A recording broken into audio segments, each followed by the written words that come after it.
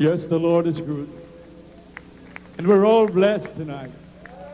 It is an urgent command by God that we must preach the gospel to every creature. For all have sinned and come short of the glory of God, according to Romans 3:23. So they need to hear the gospel so that they will be saved.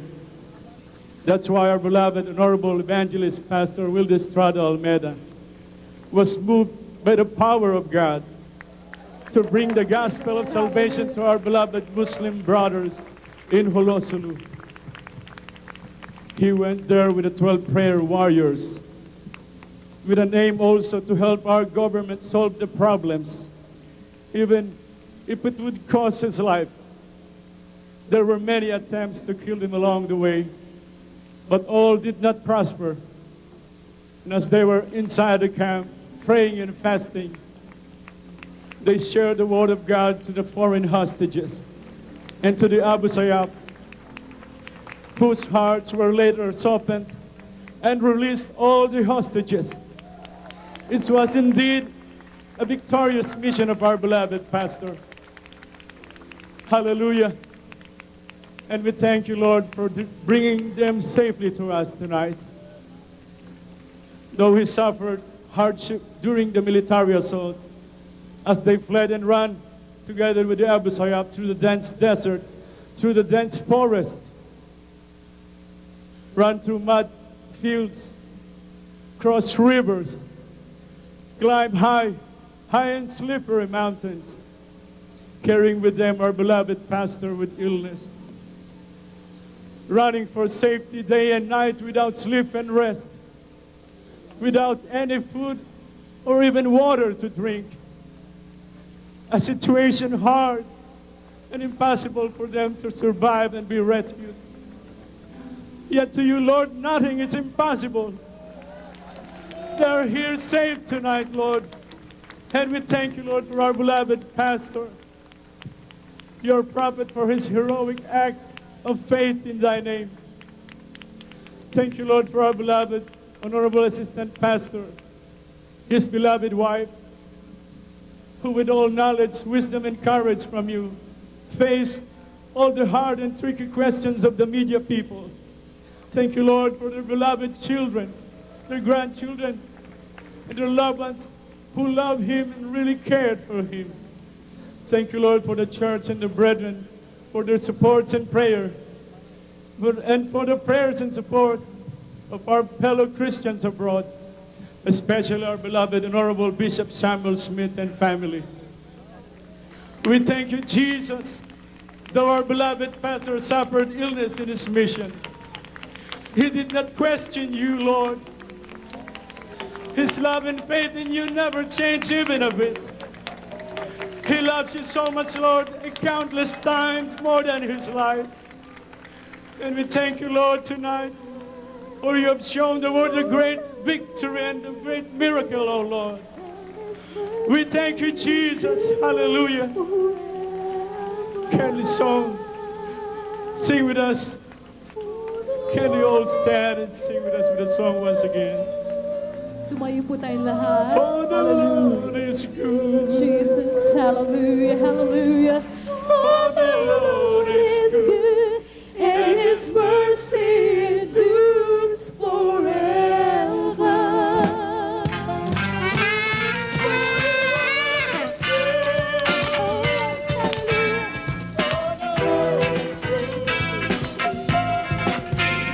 For the Lord is good.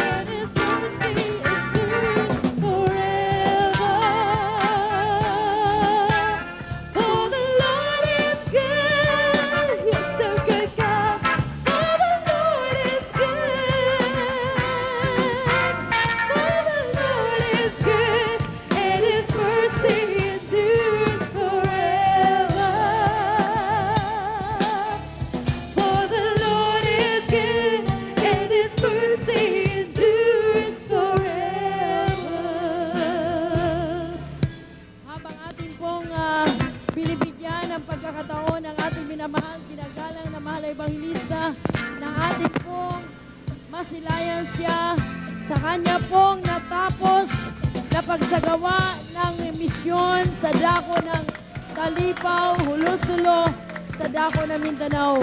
Kaya ngayon, sa pagkakataon na ito, mga minamahal naming mga kababayan, sa lahat po nagkaroon ng pagkakataon na masubaybayan ang banal na gawain na ito ng ating mahal na Panginoon. Buong puso ng abang lingkod nagbibigay papuri at pasasalamat sa ating mahal na Panginoon. Sa hindi po pangkaraniwang himala na ginawa ng mahal na Panginoon sa tao ng Diyos na kung saan ito po'y inutos sa banal na kasulatan, maging ang lahat ng mga sumasampalataya sa Kanya ay bigyan nila ng kahalagahan ang pagpapalaganap ng salita ng ating mahal na Panginoon.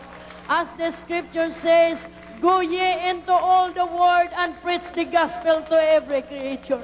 Ito ang naging sanhi ng inyong binibigyan ng pagkakataon na patikusin, alimurain, libakin. Sinabi ng banal na kasulatan, nangyari din ito sa buhay ng ating kaisa-isa at kabanal-banalang Diyos. Nung siya'y nasa lupa, meron siyang mithiin, hindi lamang ang ilan, kundi nais niya na ang lahat ay makapagsisi at makaabot at makilala ang ating mahal na Panginoong Jesus. Ayaw niya na may mapahamak. Gusto niya lahat ng tao na kanyang nilikha ay makaabot sa pagsisisi.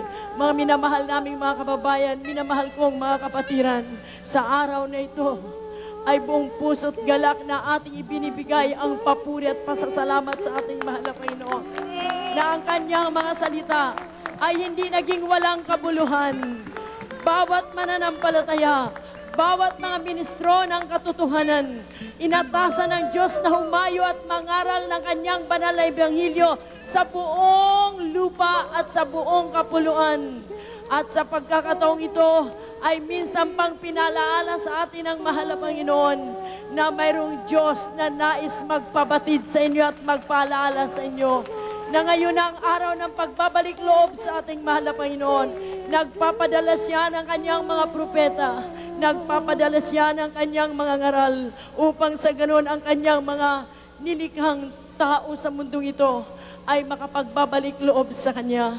Kailangan pa, kagaya ni Apostol Pablo, ang sabi niya, wari bagang hindi na mahalaga sa akin ang aking buhay. Yan po'y nasa mga gawa 20:24. Inari kong wala ng halaga ang aking buhay. May sakutuparan ko lamang ang ministeryong nilaan ng Diyos sa aking harapan.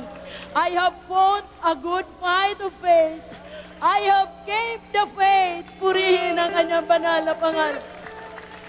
Nakipaglaban ako ng mabuting pakipagbaka. Naingatan ko ang aking pananampalataya. Sa kabila ng kanyang buhay, kanyang nilaan para sa mahal na Panginoon. Kailangan pa siyang maghirap for the last 3 months, more than 3 months in Talipaw, Hulusulo, para lamang ipakilala na may Diyos na nagmamahal sa tao. Ang kanyang sadya, mga minamahal, ay hindi lamang upang dalhan ang salita ng Diyos ang ating beloved Muslim brothers, the Abu Sayyaf group. Sinabi ng Biblia, still, nandoon ang ating pagmamalasakit kapag tayo mga tao ng Diyos, hindi man natin kapananampalataya o hindi man natin kababayan. Isa sa mga dahilan bakit naroon ang ating mahal na ebanghelista sa Talipaw, Hulusulo ay upang bigyan ng pagkakataon ang mga foreign hostages na sila'y i-comfort. Bigyan sila ng pagkakataon na makarinig ng ebanghelyo na mahal na Panginoon. Ang dahilan kung bakit nakarating doon ang ating mahal na ebanghelista sa kabila ng buhay ang nakataya at 12 prayer warriors ay upang ipabatid sa mga foreign hostages, sa ating beloved Muslim brothers na nagmamahal sa kanilang ating mahal na Panginoon. Hallelujah! Nakita po natin kung hindi man po ito napansin at nakikita ng ating buong sambayanan. Ipinakilala ko sa inyo na ang salita ng Diyos ay mabisa. Ang panalangin ay may kabuluhan. At sabi ng Biblia, hindi po kailanman nagiging sinungaling ang salita ng Diyos. Katulad ni sinabi niya kay Jeremias, mula pa sa sinapupunan na iyong ina, kilala na kita. Aking ka nang binasbasan. Hindi pa man isinilang si Propeta Jeremias, ay inanoint na siya ng mahal na Panginoon. At ang sabi ng Biblia, saan ba kita susuguin, dumuong ka. Saan man kita papuntahin, pumunta ka. Huwag kang matakot, kasama mo ako palagi. Yan po ang pangako ng ating mahal na Panginoon. Kaya ang pagparoon ng ating minamahal na Ebanghilista, 10 ng 12 prayer warriors sa dako ng Hulo-Sulo. Hindi upang lamang bigyan ng pagkakataon ating beloved Muslim brothers, the Abu Sayyaf Group, na makarinig ng salita ng Diyos, kasama rin ating mga foreign hostages, kundi buong sambayanan ay nais ng Diyos ipakilala ang kanyang kapangyarihan. Ngayon, hindi pangkaraniwan ang pagdiriwang na ito ng buong membro ng Jesus Miracle Crusade Ministry.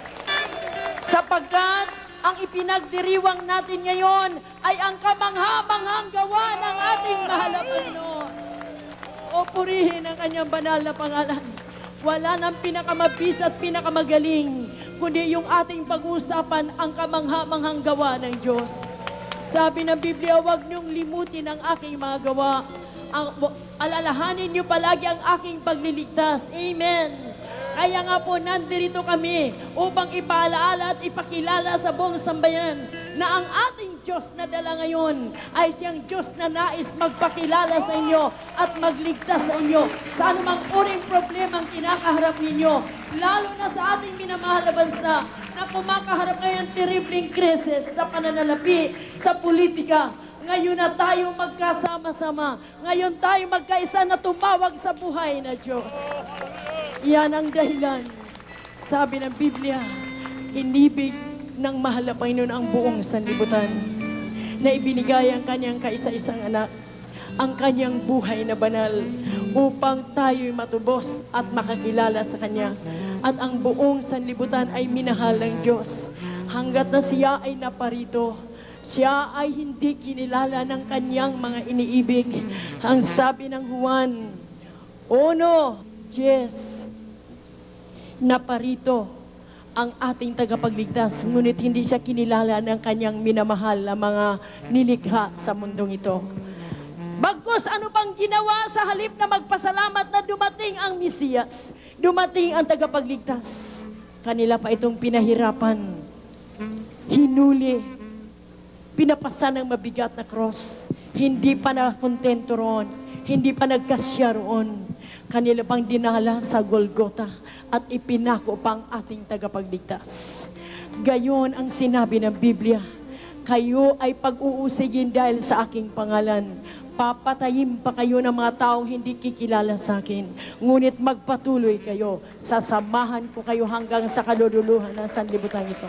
Ngayon, maari ang lahat ng mga umalipusta ng ginawang sagrado na ito ng ating minamahal na Ebanghilista, 10 ng 12 prayer warriors, ay buong sambayanan ang nakasaksi at nakarinig ng kanilang mga ibinabalita na ang ating grupo ay nanggugulo lamang sa Hulo-Sulo.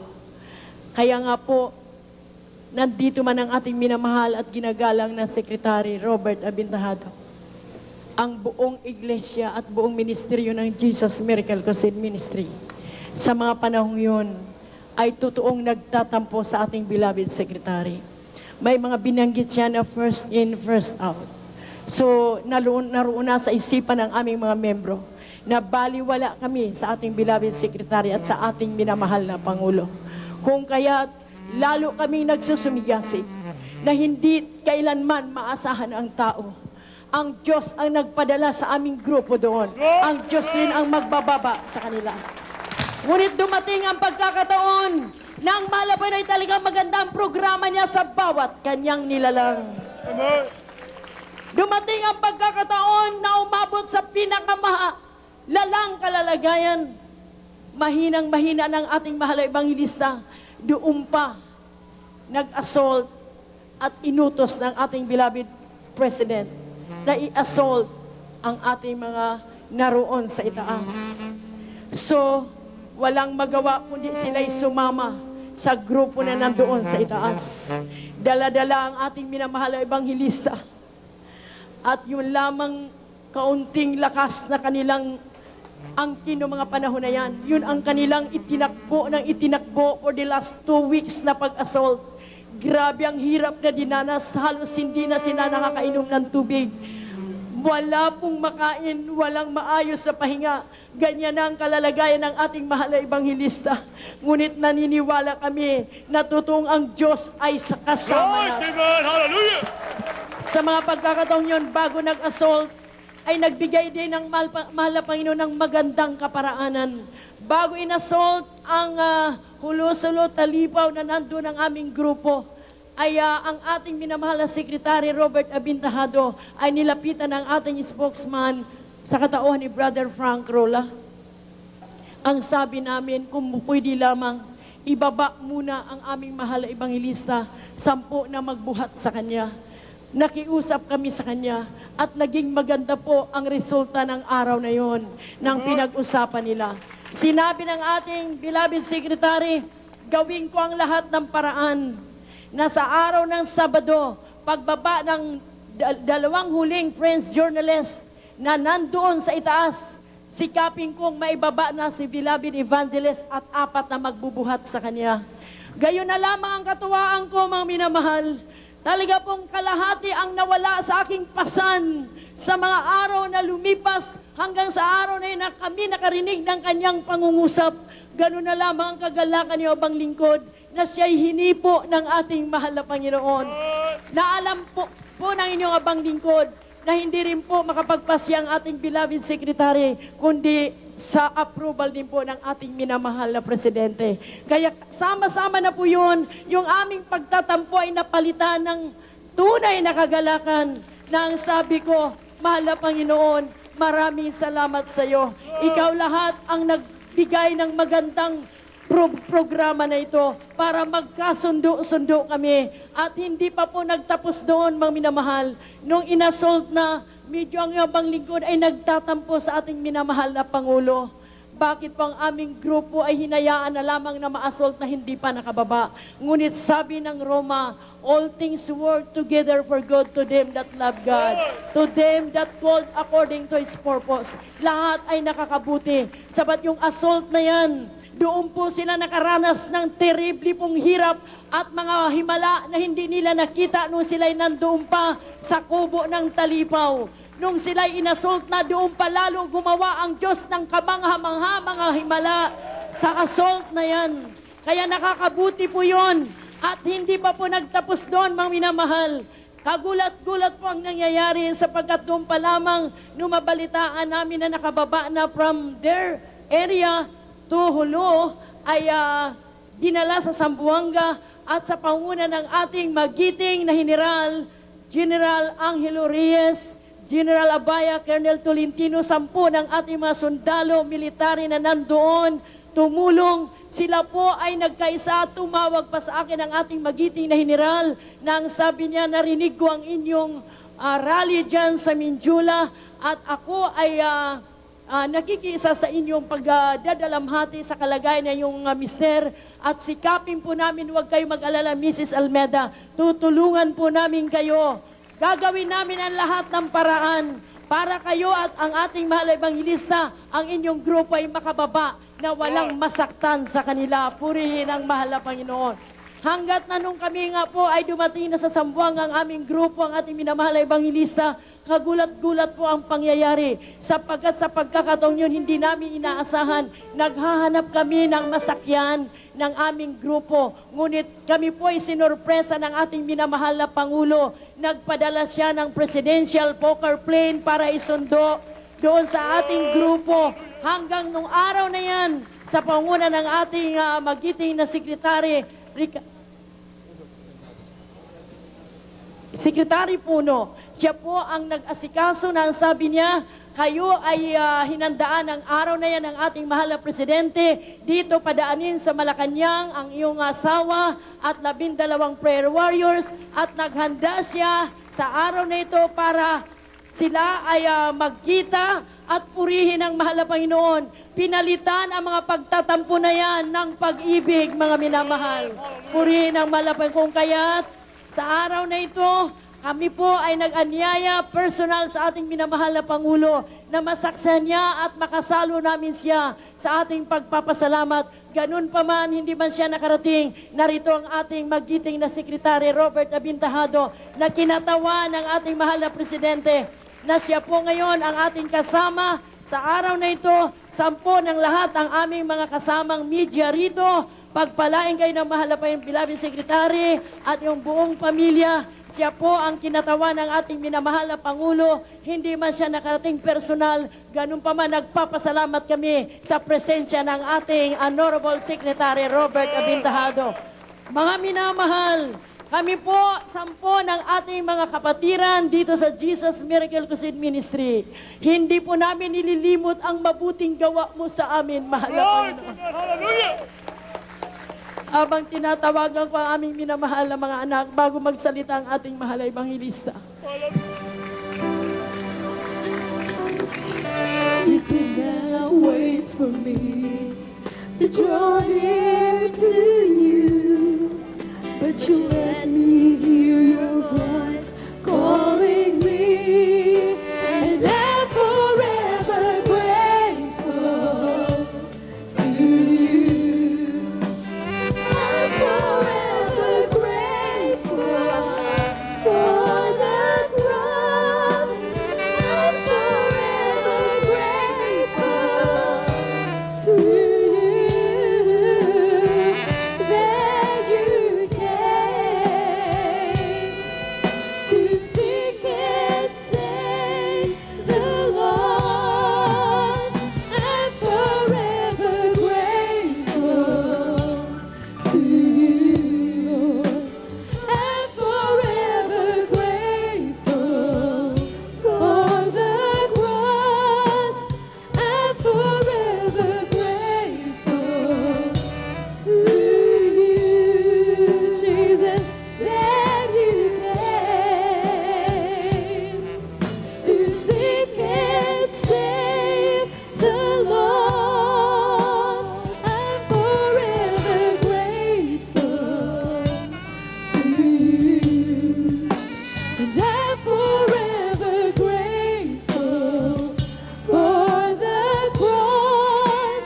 I'm forever grateful to you, Lord Jesus, that you came to seek and save the lost. Praise God. Hallelujah. Praise you the Lord. Ngayon po, buong kagalakan na amin pong ipinagkakalob sa inyo, mga minamahal at minamahal naming mga kababayan, ang ating minamahal na Ebanghilista sa kabila nang hindi pa po niya maituwid ng husto ang kanyang pagsasalita sa sobrang hirap at pagod at ginaw na kanyang nasagap. Please, inyo na lang po kaming unawain, sapat nais po talaga naming ibigay ang pagkakataon sa ating minamahal na Ebanghilista para makapagpaabot siya ng pasasalamat sa ating mahal na Panginoon. Kupiling tumakasasta sa iyo. Ang aking pagsasalita ay nasira sa lamig, takot sa putukan, kumbahan, hanggang sa walang pagtakot, ng pagtakot ng kamatayan. Alang sa bayan, alang sa mga may mahal sa buhay. Masahin ko ito.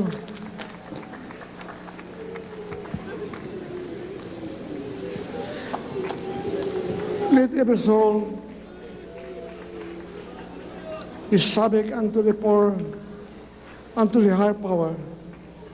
For there is no power but of God. The powers that be ordained of God.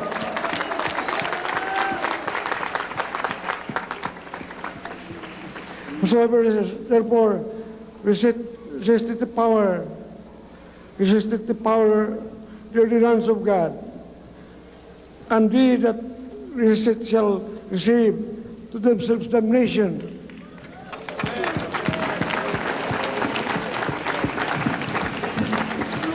For rulers are not a terror to good works, but to the evil. Will this thou did not be afraid of the power, though that which is good, and that thou shalt have praise to the same. For he is the mystery of God, that to do good to the evil, to do good. But thou do that which is good, which is evil, be afraid to be buried not the sword in vain, but for he is the mystery of God. Avenger to David, to execute wrath upon them that do it evil.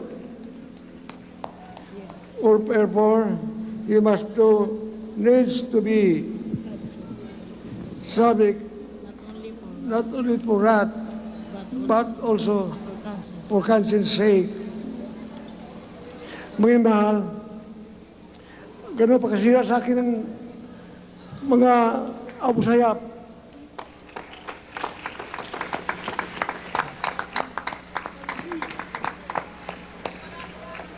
Alam ng mga kababayan ko, ang aking boses, aking tinig, ay ganito. Maganda aking boses, maganda aking tinig, ngunit ganito. Ang aking mental literally ay destroyed 70%. 30% ang natira. Pero ako'y naniwala sa sinig ginawa ng Panginoon na tayo magtatagumpay sa ngalan ni Jesus.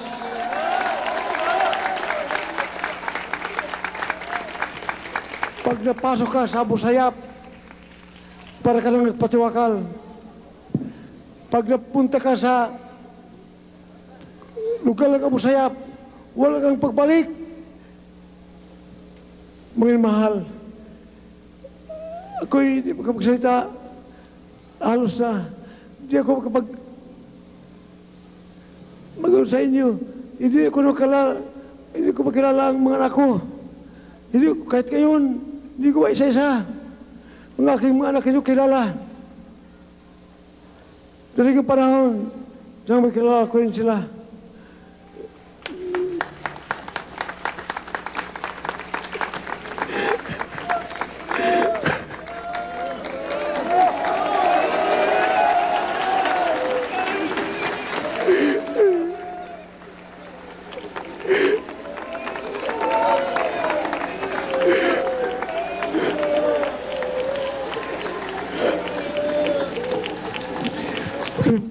Pero si Prophet Jeremiah, tinawag ng Panginoon, isang propeta, siya'y pinalo ng bilanggo, walang kinain. Ngunit siya nagpatuloy hanggang siya'y naligtas din. Ganun pala, yung tinang ko, yung itinawag ng Panginoon.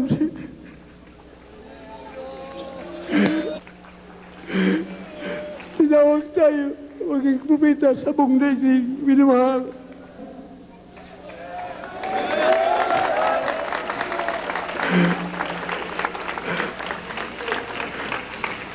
Walang ibang kilalanin na katotohanan kundi ang aming dinala. Hindi kayo mag-akit langit kundi sa pagitan ng ganito, sa pagitan ng isa lamang, isang Diyos ang aming tinuturo. Walang ibang Diyos. Kaya sasabi na mayroong ibang paraan, wala na. Ang gusto umakit sa langit, dito, sumali sa Jesus Market Crusade Ministry.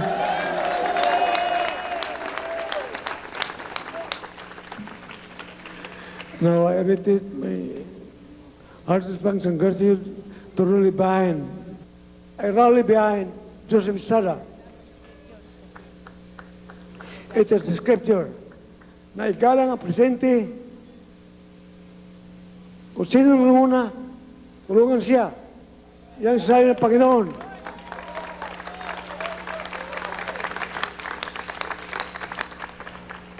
Magtataka kayo, bakit ako naging para Iraq? After the election, I spoke for Iraq. I was against Iraq. whoever is the president, we will support. Yan ang utos ng Biblia. Ang Biblia ay maliwanag. I-support ang presidente. Ang ating powers that be, the ordained of God. Ilangan siya lahat ng mga namumuno to support him. Na itaas ang mga kamay, itaas ang mga kamay ng will rally behind the president.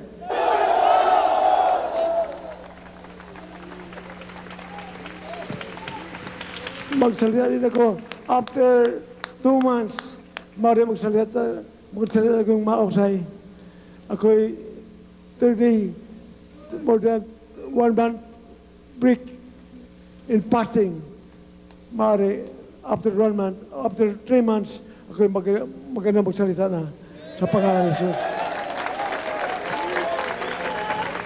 During that time, ako'y magtatakbo na rin. God bless you. Para sa gawain ng Panginoon. I love you so much. I love you so much. I love you all. In the name of Jesus. Amen and amen. I love you all. Salamat po sa ating malapay na mahal. Nandito po ang ating beloved Attorney Oliver Lozano. Praise the Lord! Ang bagong Daniel sa aking paningin, si beloved Pastor Wilde Almeda. Ang sabi ng isang kolumnista, inilagay si Pastor Almeda sa den ng lions, ngunit hindi ginalaw si Pastor Wilde Almeda. Ang sabi ng iba, kawawa naman si Pastor sapagkat magbubumba na ang militar. Attorney Lozano, ano bang balita? Ang sabi ko, brother, sister, huwag kang lumuha sapagkat si Pastor Almeda ay pinadala ng Panginoon sa Mindanao. Ang mga 12 prayer warriors, pinadala ang Panginoon sa Mindanao. Sa makatuwid, ang Panginoon Diyos ang mag-uwi sa kanila na buhay. Maraming hindi naniniwala na maging tagumpay ang pagpunta ni Pastor Wilde Almeda at prayer warriors doon sa Mindanao. Ngunit, nagkaroon ng himala. Ang sabi ni Robot, ang sabi ni Gali Bandang, gusto naming patayin lahat itong mga hostages. Dumating si Pastor Wilde Almeda at 12 prayer warriors. Lumamig ang ulo namin at nagdesisyon kami dahil sa dasal ni Pastor Almeda at prayer warriors. Nagdesisyon kami na pakawalan namin lahat ang mga hostages. Sa makatuwid, mga kababayan, kung yung pinakamalubhang problema natin sa Mindanao ay nalutas ni Pastor Wilde Almeda, naniniwala ko na mula ngayong gabi, malulutas din ang economic crisis, mga kababayan. Ang sabi ng Panginoon, hindi mo pa nabibigkas ang inyong panalangin, alam na niya. Sa makatwid, alam ang Panginoon Diyos, ang samo natin na magkaroon ng kapayapaan ng ating bansa. Sa makatwid, sa panalangin ni Pastor Wilde Almeda, Jesus Miracle Crusade, pwede na nating ituring na matatapos na sa pinakamadaling panahon ang economic crisis and political crisis sapagkat sabi ng Panginoon, with God, nothing is impossible. And with Pastor Wilde Almeda as the instrument of God, I know that the economic and political crisis of this country will end very soon. Thank you, God, for giving us Pastor Wilde Almeida. Thank you, God, for giving us Pastor Lina Almeida. Thank you, God, for giving Jesus Miracle Crusade to us.